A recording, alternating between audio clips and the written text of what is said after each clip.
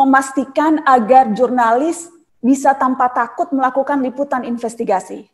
Karena kekerasan terhadap jurnalis itu masih belum berhenti. Saya tidak bicara hanya kekerasan fisik yang juga masih terus terjadi, sekarang kekerasannya Mas Febri beralih ke kekerasan digital, doxing, pembulian.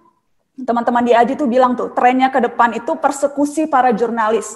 Tidak suka beritanya, dicari namanya, siapa yang melakukan, disebarkan berbagai informasi pribadi atas dirinya, dikirimin makanan, disuruh bayar Gojek seperti yang terjadi pada wartawan Detik, diancam pembunuhan, diserang rame-rame oleh kelompok kepentingan para pendengung.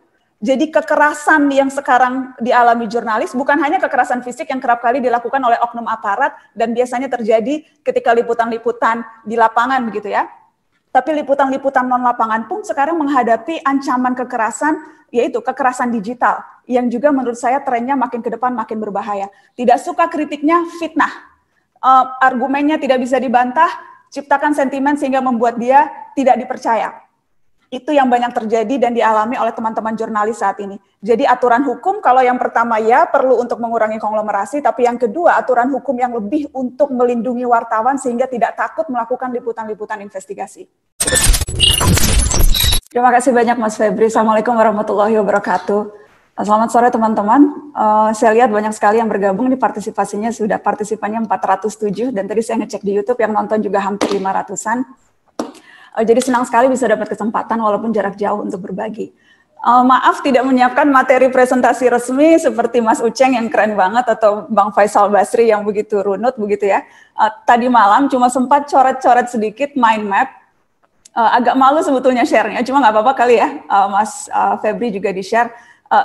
Ketika sedang bersiap-siap untuk acara ini tadi malam saya membaca ulang buku Profesor Winters yang Oligarki, Prof. Kemudian juga saya membaca tulisan-tulisan Bang Faisal, kemudian juga Mas Uceng, dan berusaha merumuskan poin-poin ini. Saya tidak akan menjelaskan ulang, saya hanya akan fokus di bagian medianya nantinya.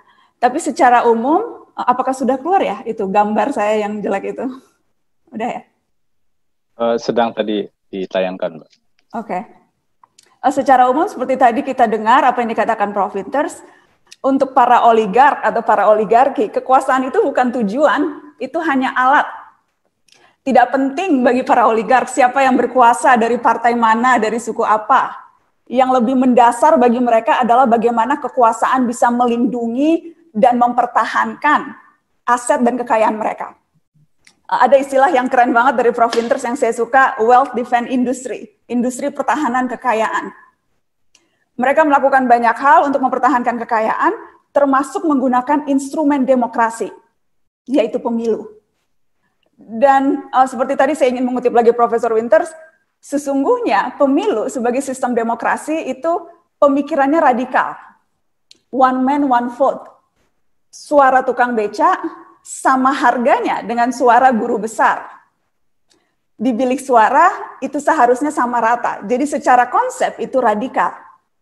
Cuma masalahnya, siapa yang menentukan nama-nama yang akan kita coblos di bilik suara? Sudah pasti bukan para voters. Dan persis disitulah masalahnya seperti yang tadi kita lihat dipaparkan oleh Mas Uceng. Kalau ini gambarnya misalnya oligark, itu mereka punya hubungan langsung dengan kandidat, sementara kalau para voters itu hubungannya, ini bahkan mungkin garis-garisnya terlalu besar, sangat sedikit, sangat kecil hubungan antara kita pemilih dengan mereka kandidat-kandidat yang nanti akhirnya akan masuk ke dalam lembaga publik. Jadi kualitas partisipasi di bilik suara tidak berbanding lurus dengan kuantitasnya tidak berbanding lurus dengan kualitas partisipasinya. Ya, kita bisa pilih kandidat, kita bisa pilih calon DPR, calon DPRD, kita bisa pilih calon gubernur, kita bisa pilih calon presiden, tapi kita tidak punya kontrol atas sikap politik yang akan diambil kandidat yang sudah dipilih itu dan yang akan masuk ke lembaga-lembaga publik. Dan contohnya sudah banyak sekali bertebaran. Aspirasi publik bertepuk sebelah tangan di dalam kantor-kantor resmi lembaga demokrasi kita. Contoh paling nyata, yang paling rame, revisi Undang-Undang KPK. Dan sedihnya lagi, partisipasi politik yang kita ambil peran itu justru diperalat untuk melegitimasi pilihan-pilihan yang diambil oleh para oligark untuk mempertahankan kekayaan mereka. Dalam Mata Najwa atau talk show yang saya kelola, argumen yang kerap muncul yang saya sampai hafal teman-teman, ketika ada perdebatan antara katakanlah politisi atau pejabat dengan katakanlah NGO atau mereka yang biasanya berbeda kepentingan, argumen politisi saya sudah hafal, mereka bilang saya dipilih rakyat, saya punya konstituen, saya menang pemilu. Satu lagi argumen yang biasanya dipakai, demi kepentingan bangsa dan negara. Ini menunjukkan contoh bagaimana partisipasi politik kita digunakan untuk melegitimasi mengambil keputusan-keputusan di lembaga resmi demokrasi yang tidak jarang bertentangan dengan kepentingan publik sendiri. Yang tadi dicontohkan Mas Ucai juga menarik ketika penyusunan legislasi atau undang-undang. Itu malah partisipasi. Kalaupun ada partisipasinya pun pilih-pilih. Jadi kita lihat bagaimana konteks yang tadi disampaikan dalam perjalanan satu kebijakan diambil. Saya mau beralih ke sebelah kanan, di lembaga publik. Ketika mereka akhirnya sudah menguasai lembaga publik, ketika akhirnya pemilu menghasilkan kandidat yang juga didukung oleh para oligark, mereka akan menyeberang, mengendalikan ruang publik.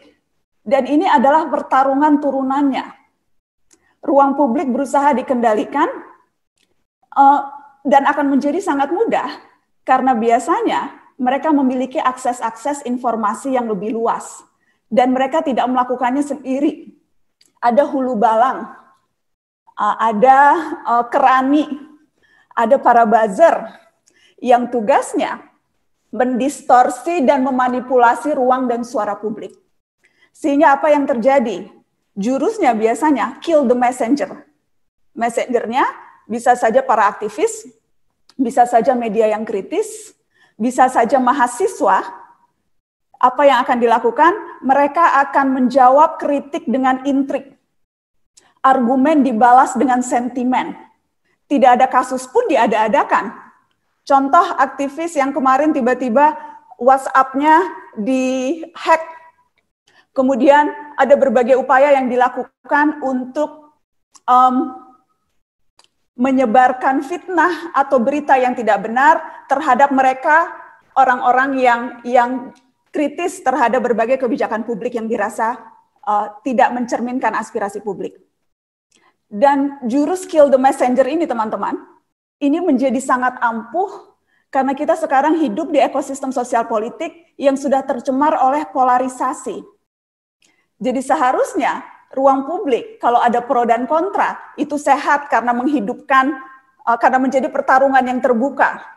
Itu tidak lagi menjadi sehat karena sangat gampang dibelokkan semata-mata kegiatan elektoral.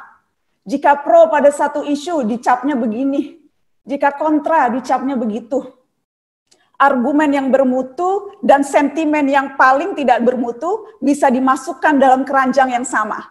Semuanya dipermak sebagai aktivitas dukung-mendukung elektoral aja. Oh, kalau mendukung KPK itu berarti ada capnya. Kemarin waktu ramai dibilangnya Taliban.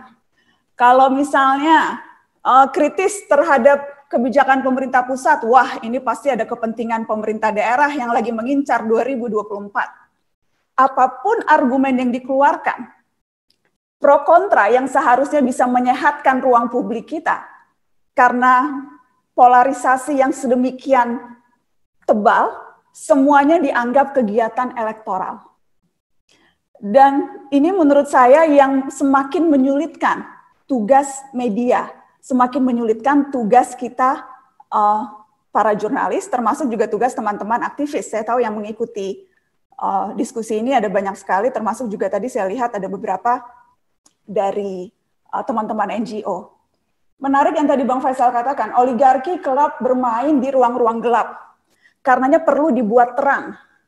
Salah satu cara membuat itu terang, seharusnya dengan meliput korupsi secara benar. Boleh di poin-poin saya yang berikutnya, Mas Febri? Dan kalau kita bicara meliput korupsi, jika ingin serius, Itu yang pasti bukan pekerjaan mudah, seringkali juga tidak murah, dan yang pasti tidak bisa dikerjakan secara cepat, teman-teman. Karena sekali lagi, korupsi bukan kriminalitas biasa, kejahatan yang bukan hanya masif, tapi juga terstruktur dan melibatkan institusi dan orang-orang yang kuat serta berpengaruh. Karenanya yang dibutuhkan bukan hanya konsistensi, independensi, keberanian. Cuma yang lebih penting butuh keterampilan, butuh pengetahuan, dan butuh pengalaman. Dan semuanya dibutuhkan karena untuk bisa memahami berbagai hal, dari mulai aspek teknisnya yang ngejelimet, dimensi legal pada kasus korupsi itu biasanya sangat rumit. Kita juga perlu paham tentang peta dan faksi-faksi elit politik. Kita juga perlu punya jejaring narasumber yang semuanya itu tidak bisa diakses kalau baru jadi reporter 1 atau 2 bulan. Dan tugas ini menjadi lebih menantang lagi karena landscape media kita yang berubah. Teknologi itu mengubah begitu banyak hal dalam hidup kita, termasuk bagaimana cara kita mengkonsumsi media. Tidak lagi searah, tapi 2 arah. Kegiatan yang didefinisikan jurnalisme, kalau yang dulu hanya sebatas mengumpulkan, mempresentasikan, menerjemahkan, mengomentari peristiwa demi kepentingan publik, itu semua sudah bisa dilakukan bukan oleh jurnalis. Semua orang dengan teknologi sudah bisa melakukan apa yang biasa dilakukan oleh media. Banjir informasi yang kini ada di internet, lewat website, lewat blog, lewat sosial media, dan kemudian semuanya gratis, itu membuat apa? Kalau jurnalis hanya melakukan apa yang sudah dilakukan oleh sebagian besar orang di dunia internet, itu sama saja seperti jualan es, padahal semua orang sudah punya kulkas di rumah. Itu sama saja seperti jualan ensiklopedia, nggak laku, semua orang sudah punya Google untuk membuka dan mencari informasi. Jadi landscape media yang berubah ini membutuhkan keterampilan dan skill jurnalis yang bukan hanya sekedar 5W1H. Nggak cukup. Skill yang kita butuhkan sekarang bukan hanya melaporkan, tapi juga harus multidimensi. Tools yang digunakan juga beragam. Dengan teknologi misalnya, kita bisa pakai big data, kita bisa tahu sentimen positif dan negatif, kita bisa memetakan aktor, kita bisa tahu siapa yang melempar isu pertama, siapa yang menciptakan narasi. Jurnalisme sekarang dan jurnalisnya harus inklusif, harus multidimensi, harus engage dengan publik. Dan itu akhirnya yang membuat, pertama, menjadi semakin sulit, dan yang kedua, problem utama kita sekarang, isunya pada akurasi, pada akuntabilitas, pada bias, dan pada kedalaman. Dan sekali lagi, kalau kita bicara liputan korupsi, 4 isu ini menjadi sangat krusial. Sangat krusial. Dan diperparah dengan kompetisi media.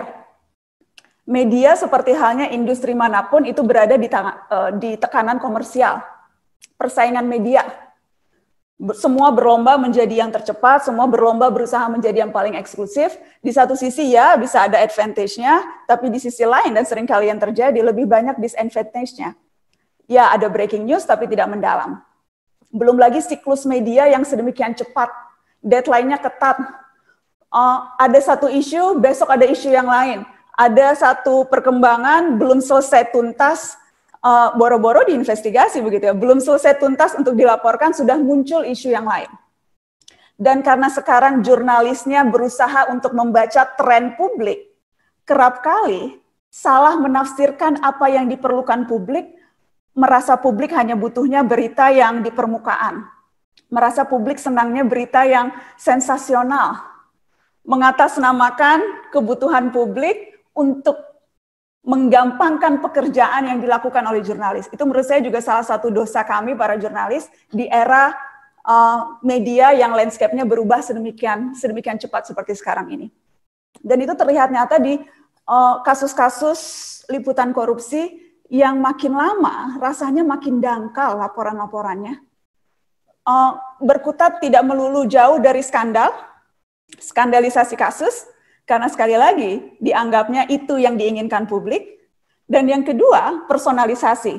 Ini sebetulnya ada benarnya dan ada tidaknya, karena di mana-mana pasti jurnalis ingin berangkat dari cerita seseorang. ada proximity misalnya, ada kedekatan atau ada ketokohan. Jadi di satu sisi ya bisa dimengerti, tapi di sisi lain kalau kasus korupsi, ada kecenderungan hanya mengubek-ngubek kasus korupsi yang melibatkan tokoh-tokoh besar yang kemungkinan tidak selalu berbanding lurus dengan kebutuhan publik untuk mengetahui kasus-kasus korupsi di bidang yang lain. Kasus-kasus korupsi politik yang melibatkan tokoh politik, ketua partai, dan sebagainya, selalu pasti mendapatkan porsi yang jauh lebih besar dibandingkan dengan misalnya kasus-kasus korupsi lingkungan hidup. Isu yang sangat krusial, tapi mungkin saja tokohnya tidak terlalu seksi, sehingga kemudian jarang dilirik oleh media.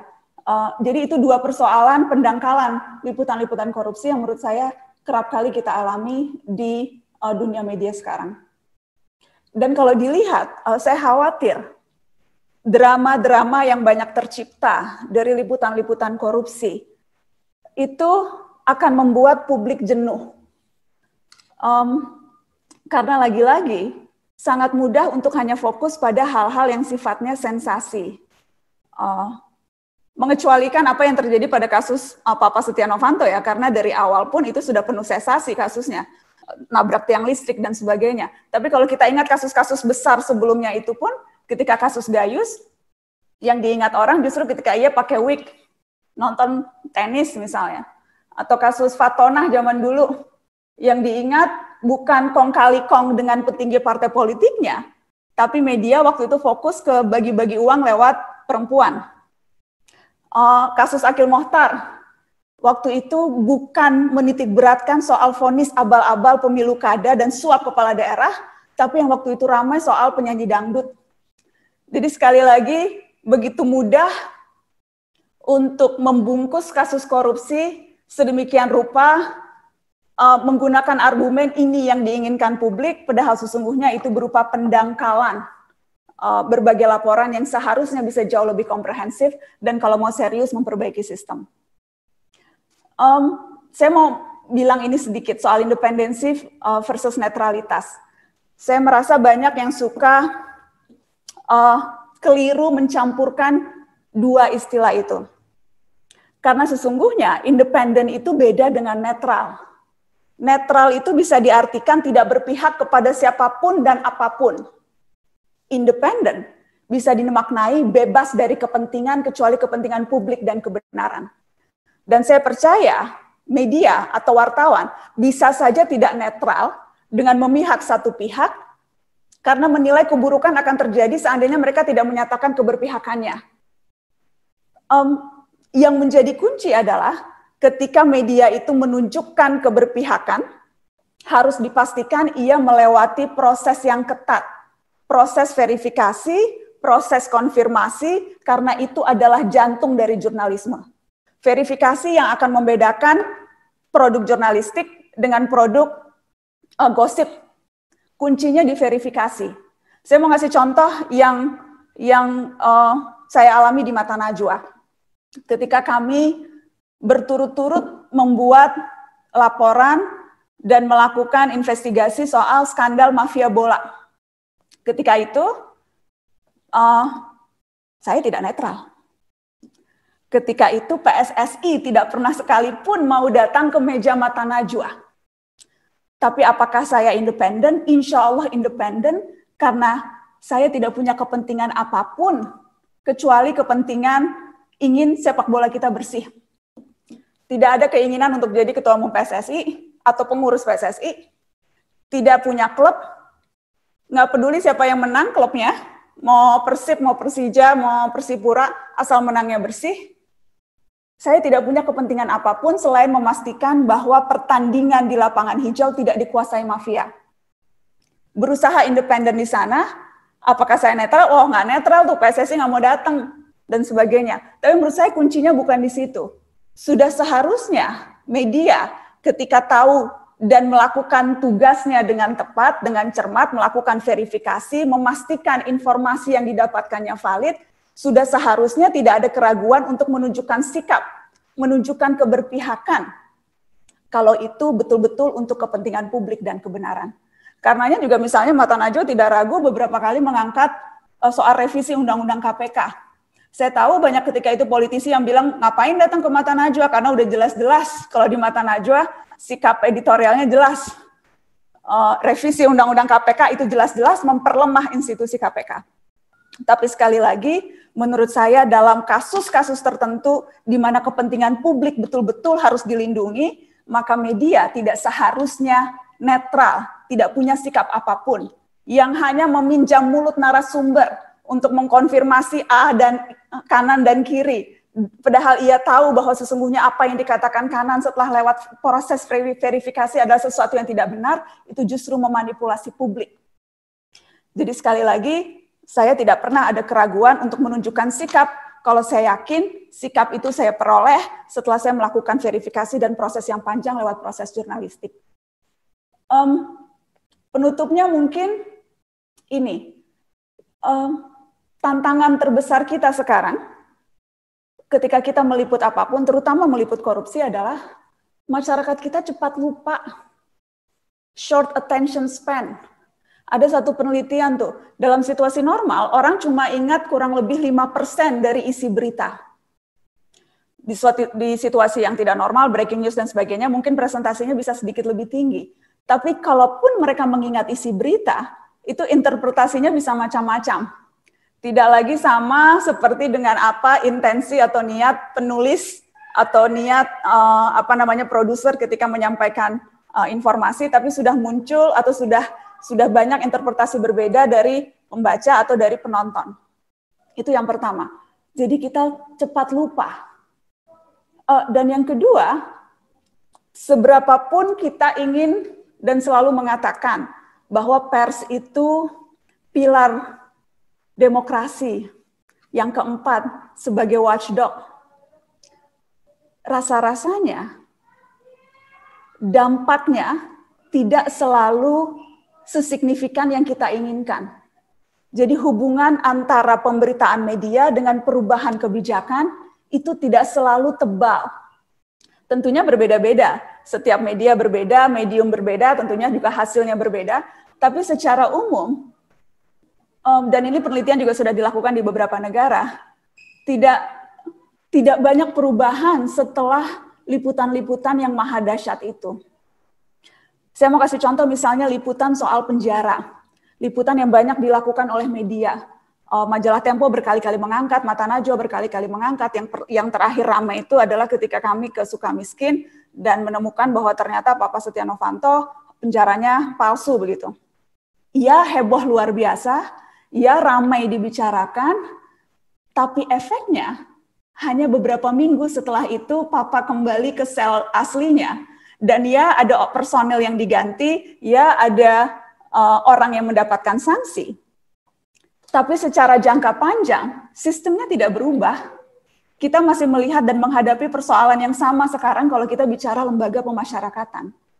Jadi, bagaimana kita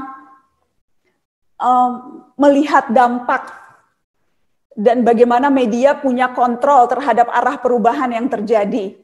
Itu kerap kali tidak semenggelegar dengan apa yang diharapkan begitu. Dan itu juga akhirnya yang membuat para wartawan, saya paham terkadang teman-teman merasa pesimis begitu ya. Kalau mengangkat ya paling ramai di awal, tapi apakah akan ada perubahan sistem? Itu tidak selalu terjadi, bahkan seringnya tidak terjadi. Ya, bisa mengubah sikap orang di bilik suara, nggak jadi milih A atau B mungkin. Ya, bisa bantu bikin pemerintah agak sedikit takut kalau kemudian mau diliput. Tetapi apakah berubah secara sistemik dan sebagainya, itu rasa-rasanya masih belum sampai ke sana. Karenanya menurut saya perlu ada satu hal yang dilakukan kalau kita ingin dan mengembangkan jurnalisme menjadi tidak hanya semata saluran suara publik, tapi juga bisa bermuara pada tindakan-tindakan kolektif orang yang memang menghendaki perubahan. Kuncinya di kolaborasi. Dan kolaborasi ini dilakukan dan seharusnya dilakukan dengan banyak pihak. Kolaborasi antar media misalnya. Itu sudah dicontohkan misalnya ketika teman-teman media bergabung dalam Indonesia Leaks, yang kemudian sempat ramai dengan pemberitaan buku merah. kolaborasi yang dilakukan antar media itu bukan hanya saling memperkuat media masing-masing, tetapi akan menjadikan benteng yang lebih kuat ketika menghadapi serangan-serangan pihak-pihak yang merasa terganggu kepentingannya dengan pemberitaan media. Kolaborasi dengan aktivis masyarakat sipil atau dengan NGO, itu juga sesuatu yang bisa dilakukan. Khusus kasus mafia bola kemarin misalnya, yang Mata Najwa lakukan adalah kita berkolaborasi dengan stakeholder sepak bola yang lain, dengan komunitas supporter, kemudian juga kita mengajak polisi yang kemudian akhirnya membentuk Satgas Mafia Bola, dan dari situ kita lihat ada perubahan yang terjadi. Tetapi pemberitaan media saja seringkali tidak cukup. Harus didorong sehingga berdampak nyata dengan melibatkan pihak-pihak yang lain.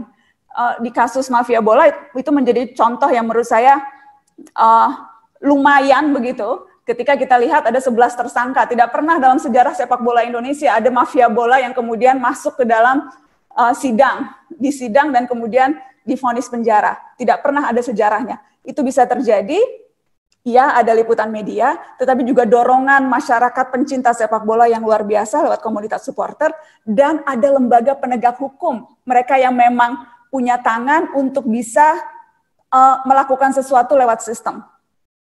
Jadi menurut saya, kalau kita berharap jurnalisme bisa membawa dampak yang lebih nyata, ruang kolaborasi, dan ruang untuk mendorong orang melakukan perubahan lewat tindakan-tindakan bersama, itu yang harus terus kita dorong. Saya rasa itu Mas Febri, supaya tidak terlalu lama, sudah lama sekali rasanya. Thank you Mas. Menarik yang dikatakan Prof. Winters, dan memang tadi memang harus di-mention begitu, karena seperti halnya yang tadi dikatakan, rasanya di seluruh dunia ya Prof, tidak ada media yang imun terhadap berbagai tekanan, apakah itu tekanan dari negara atau tekanan dari pasar. Dan kalau kita bicara struktur dan kepemilikan industri media, itu juga kita lihat contohnya yang ada di Indonesia, konglomerasi dan sebagainya. Jadi memang ya itu salah satu contoh atau bentuk bagaimana oligark masuk ke seluruh lembaga publik, apakah lembaga resmi demokrasi, lembaga independen dan sebagainya, tetapi juga media sebagai salah satu yang punya kekuatan untuk mempengaruhi dan mempertahankan industri kekayaan, bahasanya Prof. Winters. Apa yang bisa dilakukan? Yang pertama memang ya perlu ada aturan hukum yang akan bisa membuat pers betul-betul bisa melakukan fungsinya sebagai watchdog yang efektif, independen dan bebas. Apakah itu aturan yang membatasi konglomerasi seperti yang tadi disebutkan Profesor Jeffrey Winters, atau aturan yang memastikan agar jurnalis bisa tanpa takut melakukan liputan investigasi. Karena kekerasan terhadap jurnalis itu masih belum berhenti. Saya tidak bicara hanya kekerasan fisik yang juga masih terus terjadi, sekarang kekerasannya Mas Febri beralih ke kekerasan digital, doxing, pembulian. Teman-teman di AJI tuh bilang tuh, trennya ke depan itu persekusi para jurnalis. Tidak suka beritanya, dicari namanya, siapa yang melakukan, disebarkan berbagai informasi pribadi atas dirinya, dikirimin makanan, disuruh bayar Gojek seperti yang terjadi pada wartawan Detik, diancam pembunuhan, diserang rame-rame oleh kelompok kepentingan para pendengung. Jadi kekerasan yang sekarang dialami jurnalis bukan hanya kekerasan fisik yang kerap kali dilakukan oleh oknum aparat dan biasanya terjadi ketika liputan-liputan di lapangan begitu ya. Tapi liputan-liputan non-lapangan pun sekarang menghadapi ancaman kekerasan, yaitu kekerasan digital, yang juga menurut saya trennya makin ke depan makin berbahaya. Tidak suka kritiknya, fitnah.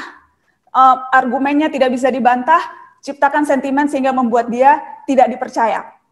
Itu yang banyak terjadi dan dialami oleh teman-teman jurnalis saat ini. Jadi aturan hukum, kalau yang pertama ya perlu untuk mengurangi konglomerasi, tapi yang kedua aturan hukum yang lebih untuk melindungi wartawan sehingga tidak takut melakukan liputan-liputan investigasi. Yang kedua yang bisa dilakukan adalah seperti yang dilakukan KPK sekarang. Bagaimana meningkatkan keahlian profesional jurnalistik, bagaimana melakukan pelatihan, bagaimana meningkatkan standar etika. Karena ya, teman-teman jurnalis itu seharusnya kelompok manusia pembelajar seumur hidup. Nikmatnya jadi jurnalis, teman-teman, itu kan kita bisa belajar banyak hal. Ahli dalam banyak hal, walaupun sedikit-sedikit, karena kita ada kecenderungan simplifikasi dan generalisasi. Tapi seharusnya wartawan itu pembelajar seumur hidup. Dan di tengah situasi dunia yang sedemikian berubah, penting untuk terus-menerus mengupgrade diri dan mengupgrade skill. Jadi bravo KPK yang menyediakan fasilitas ini, dan mudah-mudahan juga lebih banyak lagi fasilitas-fasilitas untuk teman-teman wartawan meningkatkan standar keahliannya. Yang kemudian juga bisa dilakukan adalah memperkuat organisasi profesi jurnalis yang sekarang sudah ada dan sudah lumayan bergigi. Ada banyak, ada AJI, ada IJTI, ada teman-teman komunitas jurnalis di berbagai daerah. Penting untuk punya organisasi profesi yang selain akan bisa meningkatkan kualitas anggotanya, tetapi juga bisa jadi rumah tempat untuk melindungi dan tempat untuk bisa menjadi benteng para wartawan agar bisa dengan independen melakukan tugasnya. Dan yang terakhir mungkin yang bisa dilakukan, yang kemarin saya membaca tulisannya Mas Roy Tianage, pendiri Remote TV yang ada di Kompas, dan menarik ketika ia memberikan contoh bagaimana dana publik bisa dimobilisasi untuk membiayai liputan-liputan. Itu sudah dilakukan di banyak negara, apakah lewat lembaga penyiaran publiknya, atau kemudian ada satu lembaga yang dibentuk yang menyalurkan funding atau dana untuk memungkinkan para wartawan, memungkinkan media untuk membiayai liputan-liputan investigasi. Karena sekali lagi, mahal luar biasa liputan investigasi itu. Dan iklannya sedikit, Mas Febri. Nggak ada sponsor yang mau deket-deket liputan investigasi karena dianggap terlalu bawa politik, atau itu terlalu ngejelimet, atau takut kalau disponsori brand tertentu nanti dianggapnya nyari musuh. Jadi yang dilakukan sekarang adalah memang harus ada keberpihakan dari kantor-kantor redaksi untuk mengalokasikan sejumlah uang untuk liputan-liputan investigasi yang mahal luar biasa itu. Dan nggak bisa kita ngirim reporter yang baru sebulan 2 bulan jadi wartawan, harus reporter yang punya jejaring dan punya cukup pengalaman untuk nggak takut kalau dikit-dikit digertak di Twitter atau di sosmed gitu. Jadi ide untuk mendorong publik mengalokasikan uangnya atau lembaga publik untuk membiayai liputan-liputan investigasi, itu sesuatu yang menurut saya perlu dipertimbangkan dan diseriusi. Mungkin itu Mas Febri.